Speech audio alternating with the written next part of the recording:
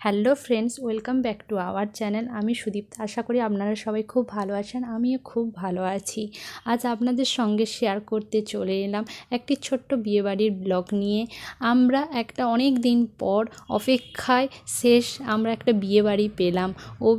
আমার হাজব্যান্ডের কাজিনসের বিয়ে ছিল মেদিনীপুরে, তাই আমরা খুব খুশি। অনেক দিন পর একটা বিয়েবাড়ি পেলাম। খাওয়া দাওয়া, ফটো তোলা, সাজগোজ যা হয় বিয়েবাড়ি মানেই আমরা এটাই বুঝি যে মজা, আনন্দ, ভুরিভোজ, সাজগোজ করে ফটো তোলা এবং নতুন পুরনো অনেক রিলেটিভদের সঙ্গে দেখা হবে, আনন্দ হবে, খুব মজা হবে।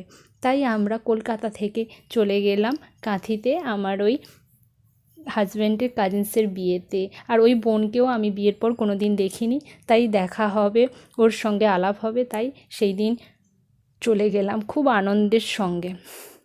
আর ওই বিয়ে মানে কি বুঝি আমরা?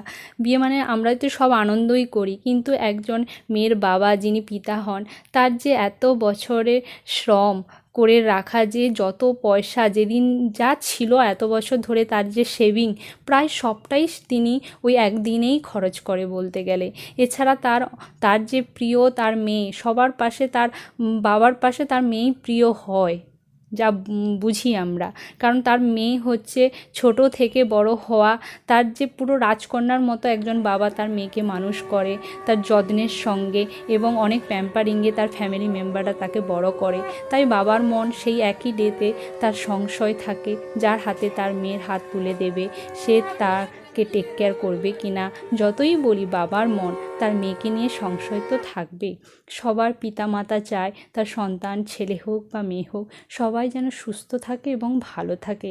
আর সত্যি কথা বলতে গেলে ওই সেম ডেতে একজন মায়ের কথা বলি, যিনি হচ্ছে কন্যার মা বা মেয়ের মা।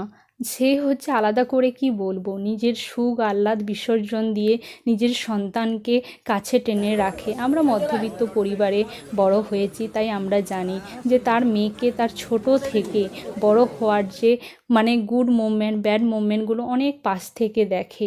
এবং তার মেয়েকে মধ্যবিত্ত পরিবারে যা হয়, একজন মা তার কিছু কিছু সেভিং করে তার নিজের মেয়ের শখ আহ্লাদের জন্য কিছু গোল্ড জুয়েলারি বানিয়ে দেয়, ছোটোখাটো পকেট মানি দেয় স্কুল কলেজে, যাতে বন্ধু বান্ধবের সঙ্গে একটু কোথায়ও ভালো কিছু খায়, যেমন মধ্যবিত্ত পরিবারে যেমন হয়ে থাকে। এবং একটু ছোটোখাটো জায়গায় ঘুরতে যাওয়ার মায়েরাই তো পারমিশন দেয়, বাবারা কি দেয়? দেয় না। তাই সেই তার মা সবটাই সেদিন সবটা ছোটোবেলার স্মৃতিগুলো যত মনে করছে, তার বড় হওয়া, তার মানুষ হওয়া, তার সবটা মেনে নেওয়া, ঠিক আছে, তার বদমাশিগুলো, তার যা কিছু তার মেয়ে করতো, তো সেগুলো সেদিন তার যত মনে হবে সে তত ইমোশান হতে থাকে। আর ওই সেম ডেতে একজন মেয়ে যিনি ব্রাইড, তার কথা কিভাবে বলবো? তার তো লাইফে ওই একদিনই বিয়ে মানে কি, আমরা যেটা বুঝি একটা মেমোরেবল ডে, ঠিক আছে, সবার লাইফে আগে আসে কি পরে আসে, ঠিক আছে। আবার ওই একই দিনে এক ইমোশান তো তার থাকে, কারণ ছোট থেকে বড় হওয়া এক বাড়ি, সেটা ছেড়ে আবার অন্য বাড়িতে যাওয়া, সব মেয়ের জীবনে এটা আগে আসে বা পরে আসে, এটা একটা সোসাইটির তো রুল।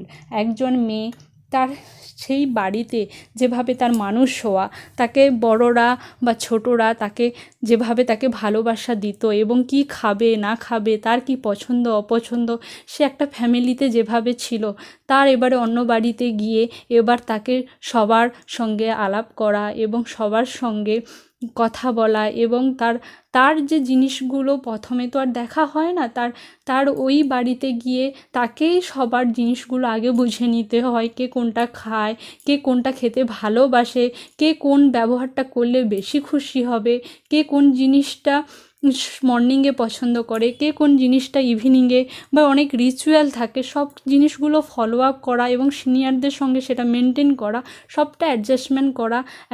একটা ছেলের তুলনায় একটা মেয়ের লাইফে বিয়ের পরে এগুলো বেশি করে আসে এবং অ্যাডজাস্টমেন্ট করতে লাগে।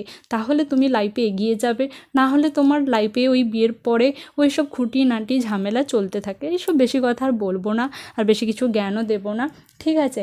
আপনারা এই ভিডিওর মাধ্যমে বিয়ে বাড়িটা উপভোগ করুন। আশা করি আপনাদের সবার ভালো লাগবে। যদি ভালো লেগে থাকে একটি লাইক করে দেবেন এবং আমার চ্যানেলটিতে একটা সাবস্ক্রাইব করে দেবেন। Thank you guys.